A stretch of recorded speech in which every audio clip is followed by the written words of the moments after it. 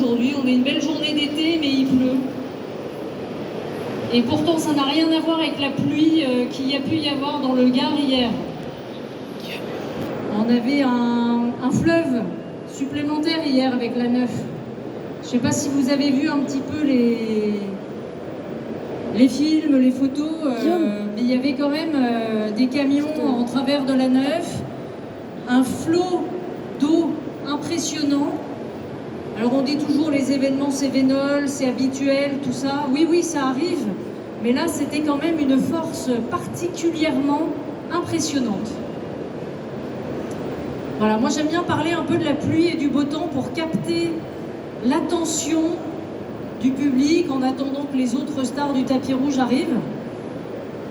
Parce que en fait la pluie et le beau temps c'est quand même pas mal lié au réchauffement climatique.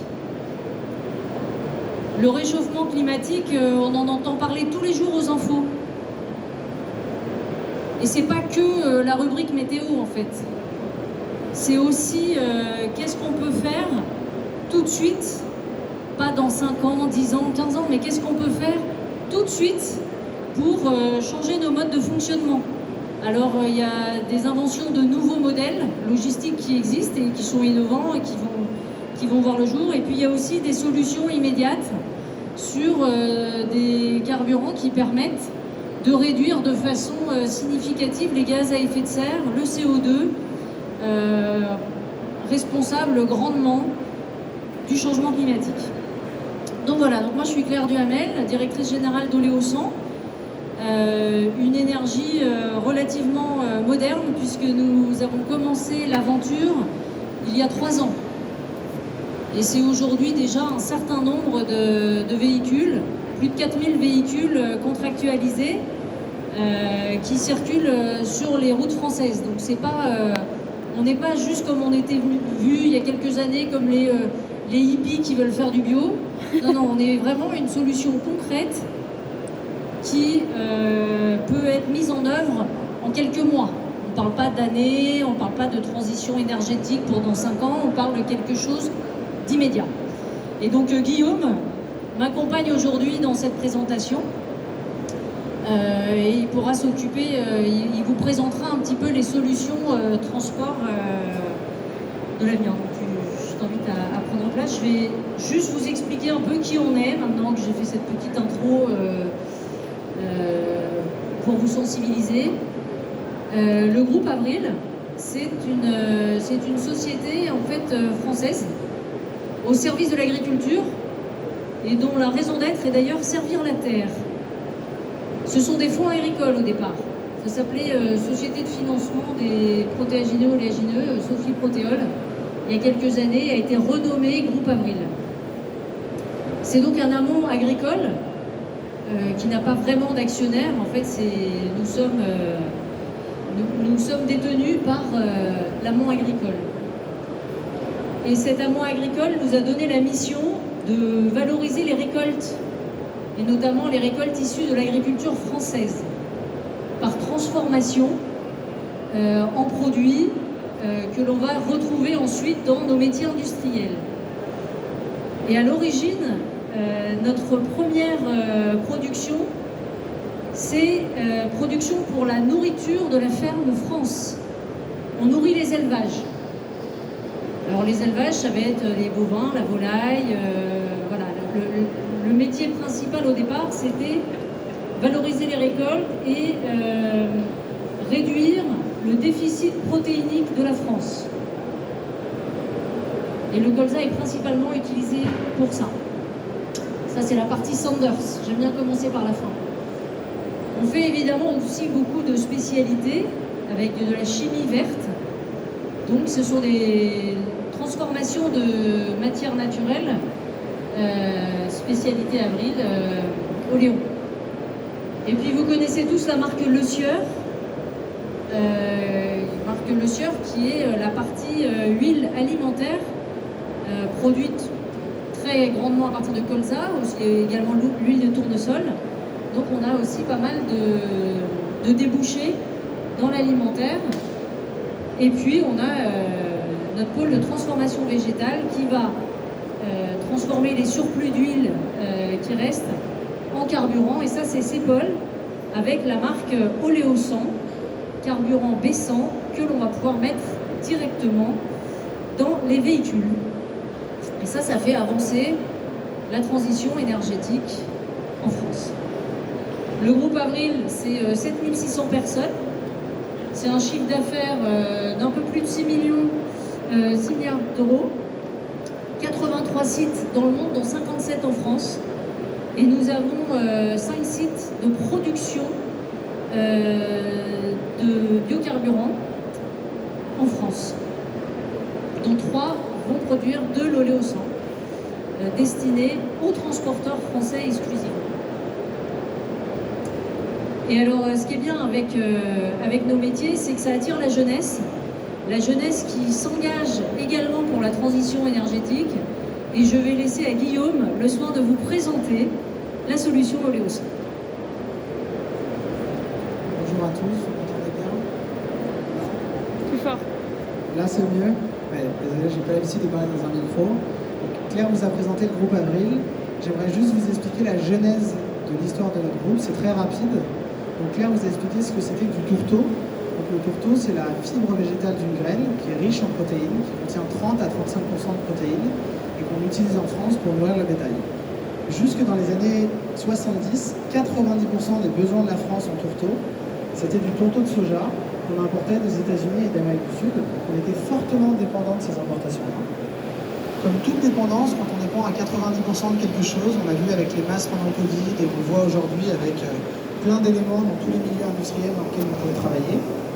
Le jour où il y a un problème, une pénurie, ça coince.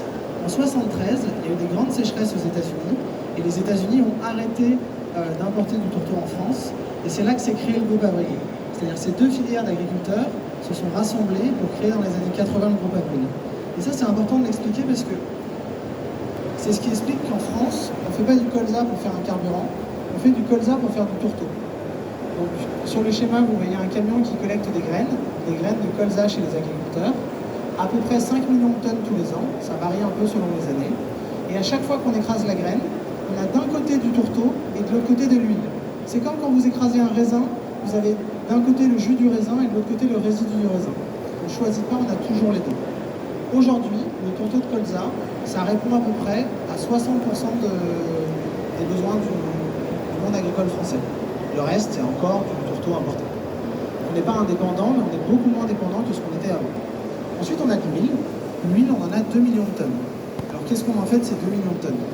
On en fait d'abord de l'huile alimentaire. Sauf que le marché français, c'est un petit marché. Pourquoi? Parce qu'en France, on mange du beurre, de l'huile d'olive, de l'huile de tournesol. Donc l'huile de colza, ça reste un petit marché. Donc on en fabrique 350 000 tonnes pour le marché français. Et on en fabrique un peu plus qu'on exporte en Europe. Donc au total, on en fabrique 500 000 tonnes. Donc on a 2 millions de tonnes d'huile. On en a 500 000 qui vont à l'alimentaire. Et il nous reste 1,5 million de tonnes d'huile qui n'ont pas de débouchés alimentaires en France. Si on n'en fait rien, il n'y a pas de modèle économique. Et donc on arrête de faire du tourteau. Et donc on réimporte du tourteau de soja. Donc ça, c'est important. C'est 1,5 million de tonnes d'huile. La différence entre l'huile et le carburant, c'est que l'huile, c'est visqueux. Si vous bougez une bouteille d'huile chez vous, l'huile, elle met du temps à bouger à l'intérieur de la bouteille. Dans l'huile, il y a une grosse molécule qui s'appelle la glycérine. Je vulgarise un peu le discours, mais cette glycérine, on l'enlève et on la vend à des gens comme Palmolive, Colgate, qui vont en mettre dans des savons, des dentifrices, des gels hydroalcooliques, etc. Donc ça, c'est la partie glycérine. Ensuite, nous, la partie qui nous intéresse aujourd'hui, c'est la partie biocarburant, biodiesel. Aujourd'hui, il en existe deux sortes. Il existe le B7 et le B100. Est-ce que vous savez ce que c'est que le B7? Un petit oui ou un petit non? Bon. Je vous explique rapidement ce que c'est. C'est une obligation européenne d'incorporer 7% de biocarburant à l'intérieur du diesel. Donc le diesel que vous mettez aujourd'hui dans vos voitures ou aujourd'hui dans vos camions a 7% de biocarburant. C'est pas forcément du colza, ça peut être du palme, du soja, des graisses animales, des huiles usagées, etc. Mais c'est une obligation d'incorporation. Pourquoi il y a cette obligation d'incorporation? Parce que cette pénurie de tourteaux, elle existe en France, mais elle existe dans plein d'autres pays. Et l'idée, c'était d'aider et d'accompagner les producteurs à avoir des débouchés pour les huiles. Le B100, ça existe en Europe depuis 2010 et ça doit être 100% renouvelable.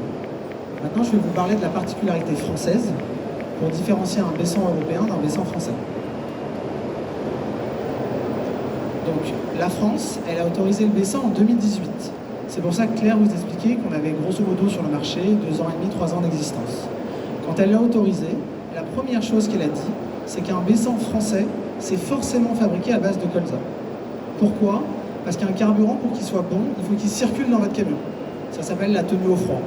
Vous prenez une motte de beurre, vous la faites fondre dans un micro-ondes, le beurre est liquide, va circuler dans votre camion, mais à la température qu'il fait là, le beurre va redevenir beurre, va figer, et votre camion va s'arrêter. Donc la tenue au froid d'un produit, c'est très important. Le gasoil, c'est normé à moins 10 degrés, et le colza, c'est la seule plante qui permet d'atteindre moins 13, moins 14 degrés, c'est-à-dire au moins l'équivalent du gasoil. Donc un B100 français, c'est forcément à base de colza. C'est pas forcément à base de colza français, mais nous, la particularité de l'Oléo 100, c'est qu'on s'engage contractuellement à ce que ce soit que des graines de colza françaises, et on y viendra après, mais qui vont dans nos usines, qui sont en France, etc. Ensuite, dans le cadre, l'État a aussi dit ce n'est autorisé que pour les véhicules poids lourds et les véhicules assimilés, c'est-à-dire les poids lourds et les engins. C'est pas autorisé dans les voitures et c'est pas autorisé dans les VUL. Et le dernier point qu'a donné l'État dans le cadre dans lequel il nous a autorisé, c'est la notion de flotte captive. Le produit n'est pas distribué en station-service, c'est pas une volonté ou une non-volonté de notre part, c'est une décision de l'État. Et c'est pour ça qu'on accompagne les transporteurs en mettant à disposition gratuitement des cuves chez eux. On y viendra un peu plus tard dans la présentation. Ensuite, le dernier point, c'est le cadre fiscal. Une énergie renouvelable, ce n'est jamais économiquement viable par rapport à une énergie fossile. Sinon, on utiliserait tous des énergies renouvelables depuis des années. Donc pour qu'une énergie renouvelable soit compétitive, il faut un avantage fiscal par rapport au gasoil. Et donc on a une fiscalité avantageuse, je ne vais pas rentrer dans le détail aujourd'hui, mais cette fiscalité avantageuse, elle nous permet de nous vendre le même prix que le gasoil, remboursement TICPE déduit. Un transporteur achète son litre de gasoil 1 euro, en moyenne, un peu plus cher en ce moment, il récupère une TICPE, et nous on lui vend directement déduit. On lui vend le même prix que le gasoil. La solution en elle-même. Donc là je vais vous parler un peu du produit, et ensuite je viendrai dans le détail sur la partie environnementale. Le produit, un aspect très important de notre produit, c'est la sécurité. Pourquoi? Parce qu'un gasoil, c'est un produit qui est ATEX, donc explosif, et qui est classé ICPE, c'est-à-dire il est dangereux pour l'homme et pour l'environnement.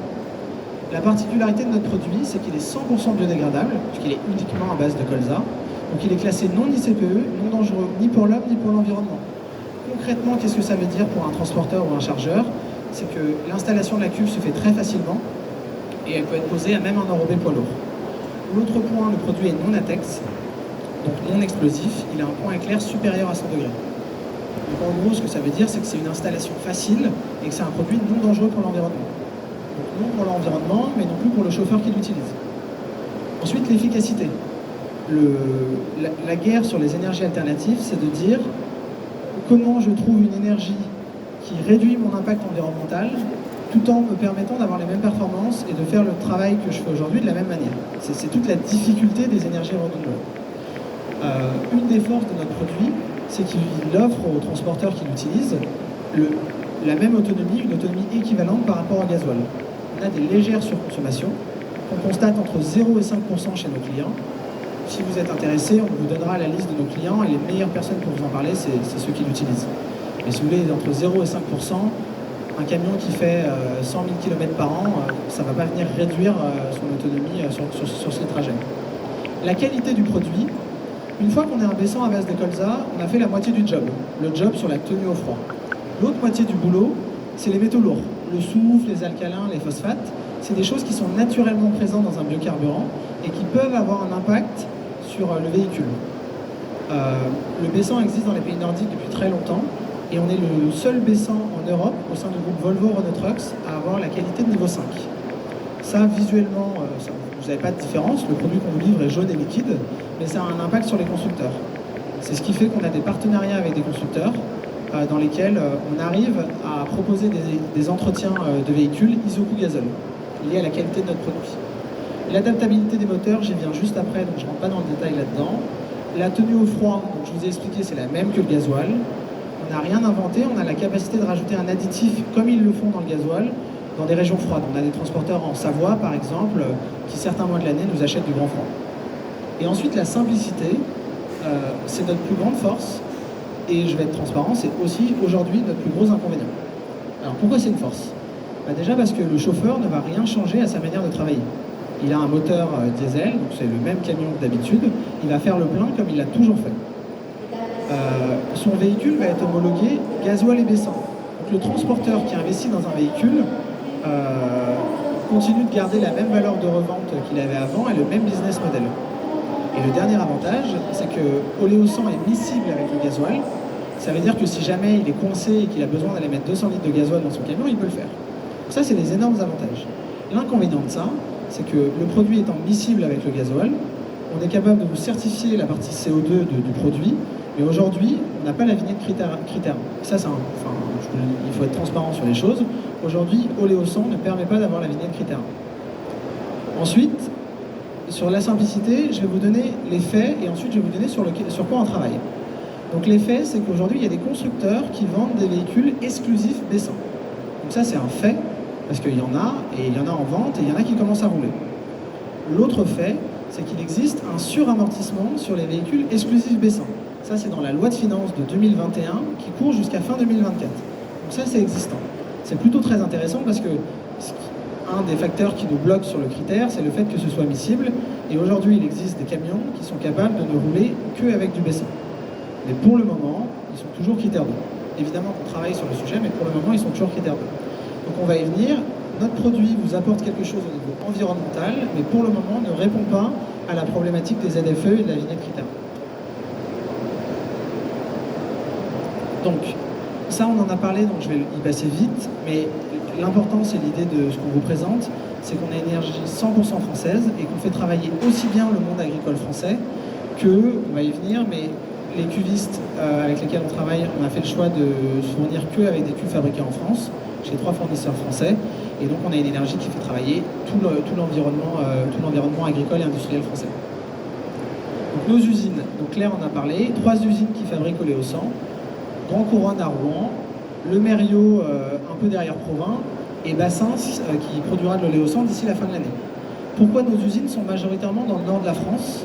C'est une raison assez simple. Le colza est une culture hivernale, et donc en fait, le colza est dans la grande moitié nord de la France. Donc vous voyez, la production à Bassins, on a attendu un peu avant de la lancer, parce que prendre une graine de colza dans le nord de la France pour l'envoyer à Bassins, ça n'a un intérêt que si vous avez suffisamment de clients autour pour fournir le produit. Ce qui est le cas aujourd'hui, donc ça a un intérêt de lancer Bassins.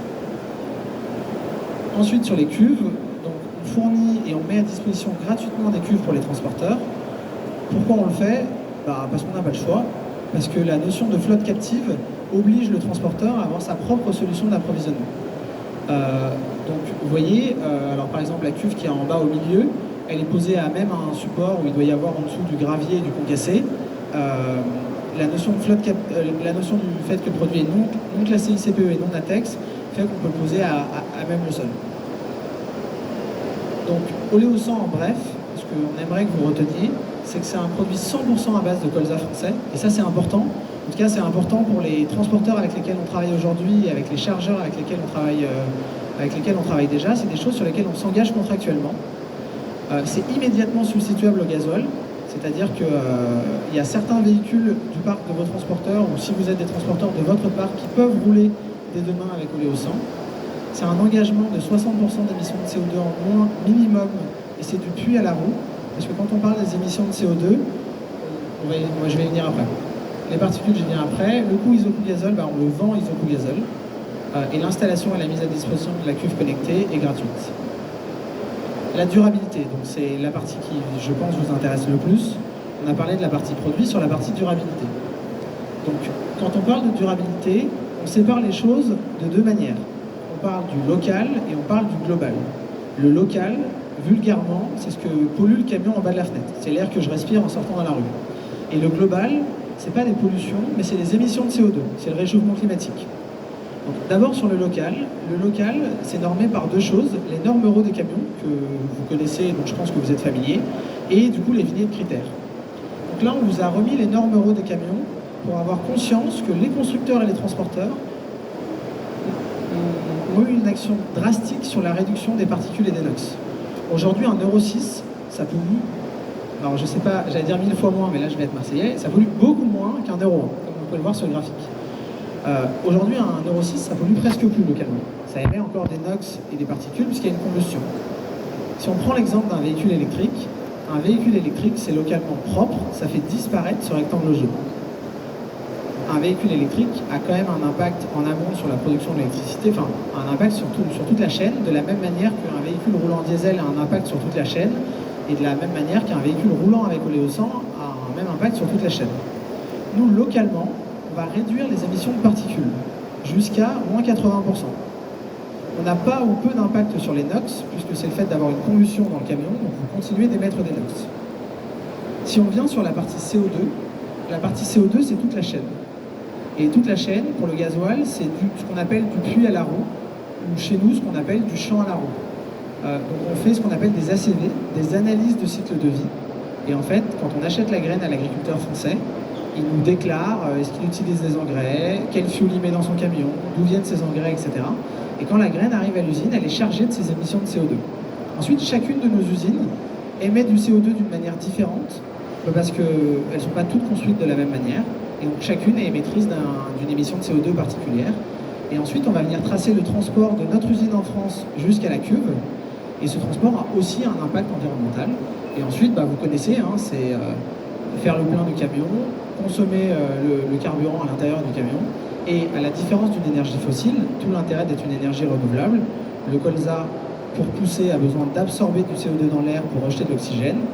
C'est loin, mais c'est les cours d'SVT de 5e sur la photosynthèse. Il a fallu que je me remette dedans, mais c'est vraiment ça.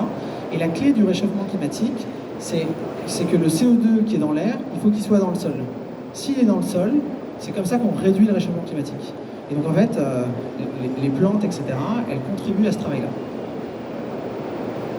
Ensuite, le colza, pourquoi c'est une bonne culture?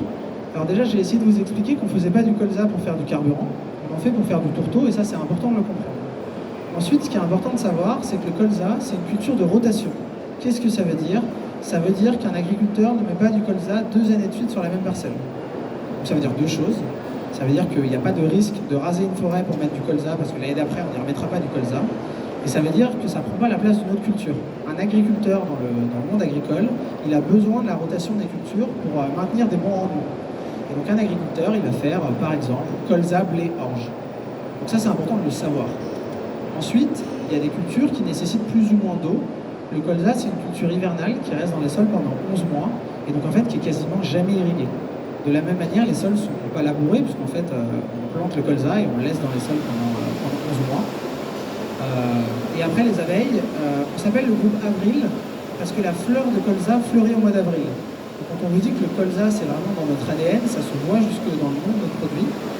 Le colza, c'est pas le miel le meilleur, c'est pas le plus connu, mais c'est le premier miel de la saison, parce qu'en fait, au mois d'avril, c'est-à-dire sur la sortie hivernale, quand les abeilles sortent d'hibernation, et en fait, il y a les arbres fruitiers et le colza en fleurs. Et c'est ce qui permet de faire butiner les abeilles à la sortie de l'hiver. Ensuite, on a parlé de la durabilité, donc c'est bien de vous dire qu'on fait des choses et vous dire qu'on la réduit. C'est aussi important de savoir le démontrer. Aujourd'hui, c'est fini l'époque où on collait un sticker sur un camion en disant « je roule propre ». Aujourd'hui, vous avez des bilans RSE, vous avez besoin de valoriser ces chiffres-là. Et donc, on donne un certificat de durabilité à nos clients qui répond à 3 schémas de durabilité, donc 2 européens et un schéma de durabilité français, dans lesquels on certifie l'origine 100% française du produit, le pourcentage de réduction d'émissions de CO2, et chaque transporteur a son propre pourcentage, parce que ça dépend de l'usine d'où ça vient, ça dépend de la quantité de produits qu'on lui a livré dans l'année, donc chacun a son pourcentage. Le seul point commun, c'est que chacun a au minimum 60% de réduction d'émissions de CO2, puisque c'est l'engagement contractuel qu'on prend.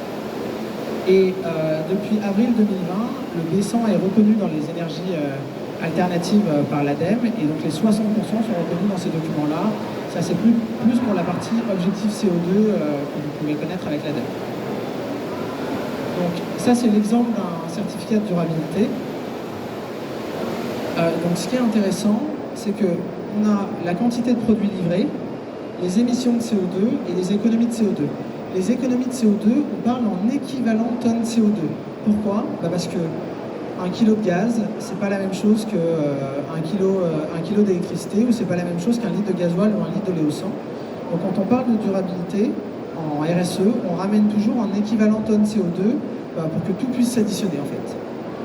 et après la certification d'un produit 100% français. Donc ça, chacun de nos transporteurs là le reçoit début d'année suivante.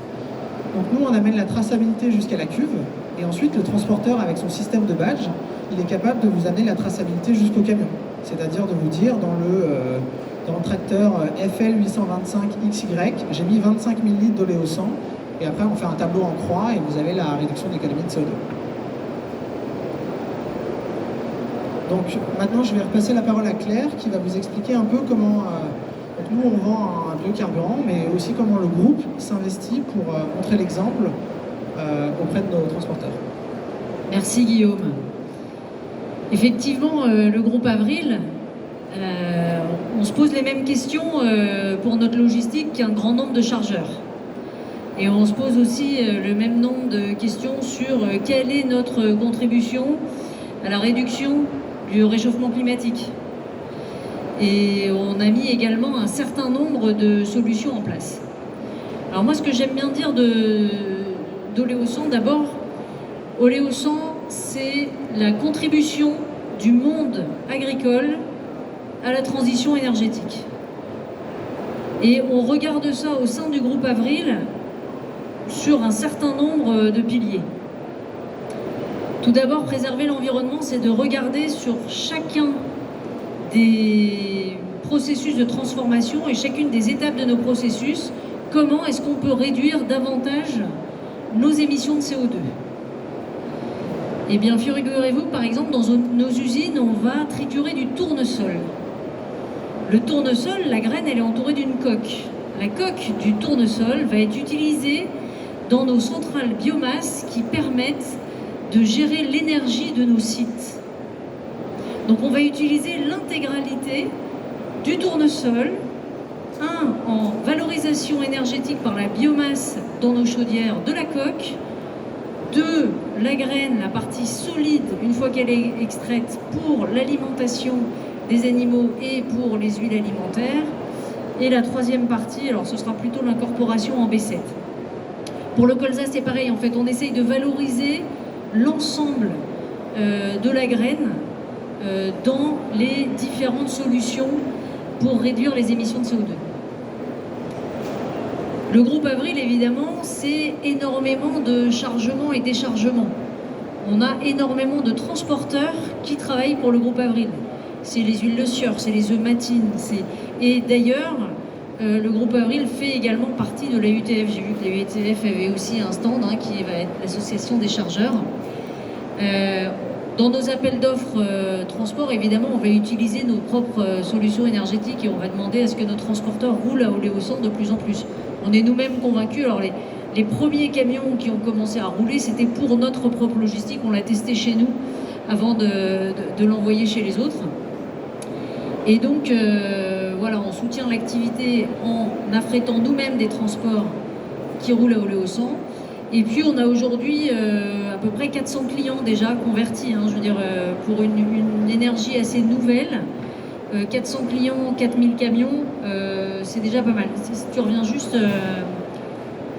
on va regarder la partie maîtrise des coûts. Chaque entité, chaque organisation va évidemment vouloir augmenter son profit d'une part, mais également maîtriser ses coûts et essayer dans la balance réduction des émissions et optimisation des coûts de trouver le meilleur compromis.